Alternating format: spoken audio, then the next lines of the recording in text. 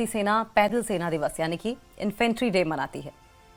यह दिन उन वीर सैनिकों को समर्पित है जिन्होंने 1947 में जम्मू कश्मीर की रक्षा के लिए अपनी जान की बाजी लगाई। ये वही दिन था जब स्वतंत्र भारत ने पहली बार दुश्मन के खिलाफ सैन्य कार्रवाई की थी।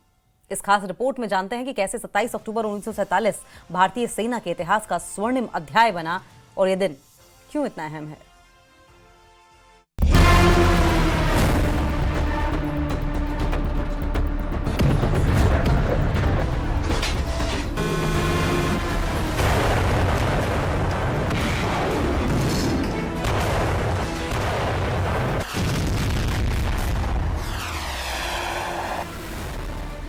27 अक्टूबर 1947 ये तारीख भारत की आजादी के बाद का पहला सैन्य अभियान थी।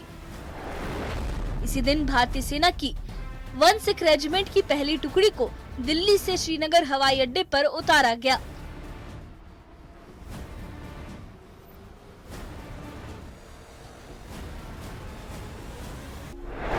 इस मिशन का नेतृत्व लेफ्टिनेंट कर्नल दीवान रंजीत राय कर रहे थे। उनकी अगुवाई में भारतीय जवानों ने सीमित संसाधनों के बावजूद पाकिस्तान समर्थित कबायली हमलावरों को श्रीनगर की सीमा से पीछे धकेल दिया। ये वही कार्रवाई थी जिसने जम्मू कश्मीर के भारत में विलय को मजबूत किया और आजाद भारत की सैन्य ताकत का पहला परिचय दिया।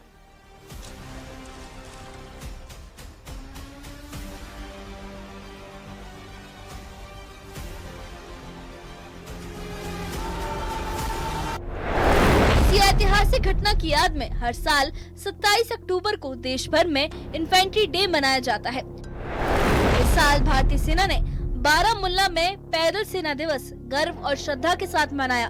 कार्यक्रम में सैनिकों ने शहीद साथियों को श्रद्धांजलि दी और देश की अखंडता की रक्षा का संकल्प दोहराया। ये दिन उन सभी वीर सैनिकों को याद करने का एक मौका है जो हर मौसम, हर इलाके में सीमा की रक्षा करते हैं, चाहे बर्फीले पहाड़ हो, तपते रेगिस्तान हो या घने जंगल। भारतीय सेना के मेजर जनरल पीके सहगल ने न्यूज 18 जेकेलेट से खास बातचीत में 1947 के उस ऑपरेशन को लेकर कई अहम बातें साझा की।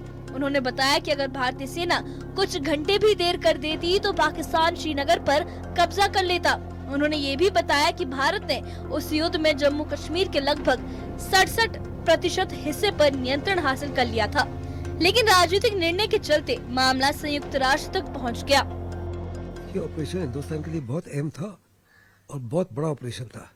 जब महाराजा हरि सिंह ने डॉक्यूमेंट ऑफ एक्सेशन साइन करके प्राइम मिनिस्टर को हैंडओवर किया, तब तक बड़े पैमाने पर जो कबाड़िए थे पाकिस्तान के, जो वास्तव में पाकिस्तानी सैनिक में उसके साथ थे, जुड़े हुए थे, वो जम्मू कश्मीर के काफ़ी इलाकों को कब्जा कर चुके थे। रजौरी पुंछ का इलाका जो उनके पास आ गया था, अखनूर का इलाका उनके पास में आ गया था, यहाँ तक कि श्रीनगर तक पहुँच गए थे और श्रीनगर के एयरफील्ड के भी आसपास वो पहुँच गए थे। बारामुल्ला उन्होंने कैप्चर कर लिया था, उरी उन्होंने कैप्चर कर लिया था और उधर जोजिला पास तक भी पहुँच गए थे। और हिंदुस्तान के लिए ज़बरदस्त चुनौती थी, लेकिन उस चुनौती के बावजूद हिंदुस्तान ने बड़ी होशियारी से बड़े पैमाने पर पाकिस्तान को उस इलाके से पिछाड़ा। जब तक हिंदुस्तान के प्रधानमंत्री ने यूएन में ले जाने की ये मसला यूएन में ले गए, तब तक हिंदुस्तान ने 67% पाकिस्तान से ये इलाका छुड़ा लिया था और 33% अप्रोक्सीमेटली पाकिस्तान के साथ में, जिसको भी पीओके कहा जाता है। उस समय हिंदुस्तान की सेना ने प्राइम मिनिस्टर नेहरू से कहा था कि हमको 3 दिन और दीजिए, अगर 3 दिन और दे दिए जाते तो हम शायद पाकिस्तान को हमेशा के लिए उस इलाके से उखाड़ फेंकते। मेजर जनरल सहगल ने आगे कहा कि पाकिस्तान ने पहले बलूचिस्तान पर कब्जा किया और उसी से हिम्मत लेकर कश्मीर में घुस आया, लेकिन भारतीय सेना ने बेहद प्रोफेशनल अंदाज में जवाब दिया और उसे पीछे हटने पर मजबूर कर दिया। यही वजह है कि पाकिस्तान आज के दिन को काला दिवस कहता है। अगर आपको याद होगा कि 12 अगस्त 1947 में सबसे पहले बलूचिस्तान को फ्रीडम दिया गया था, 14 अगस्त को पाकिस्तान को दिया गया था, 15 अगस्त को हिंदुस्तान को दिया था और 1947 में ही या फरवरी 48 में पाकिस्तान ने बलूचिस्तान के ऊपर कब्जा किया। दुनिया से कोई रिएक्शन नहीं हुआ, तो उसी के बाद उनको हिम्मत आई कश्मीर को हासिल करने के लिए। और क्योंकि वो इस मिशन में फेल हो गए, इसलिए वो आज तक उसको ब्लैक डे कहते हैं। उन्होंने ये भी कहा कि अगर उस समय मामला संयुक्त राष्ट्र में नहीं ले जाया गया होता तो आज पूरा कश्मीर भारत के नियंत्रण में होता। अनफॉर्चुनेटली उस समय जो लॉर्ड माउंटबेटन थे, जो वाइसरॉय थे, उस समय हिंदुस्तान के चीफ ऑफ आर्मी स्टाफ जो थे, वो भी जो इस ऑपरेशन को कंट्रोल कर रहे थे, वो भी एक ब्रिटिशर थे और पाकिस्तान की तरफ से एक ब्रिटिशर थे। इन दोनों ने मिलजुल के और माउंटबेटन ने प्रधानमंत्री को गलत एडवाइस दी। कोई भी जीता हुआ देश जो है यूएन में नहीं जाता, हारा वाला देश जाता है। बजाय पाकिस्तान यूएन में जाना, हिंदुस्तान जीत रहा था और यूएन में चले गए।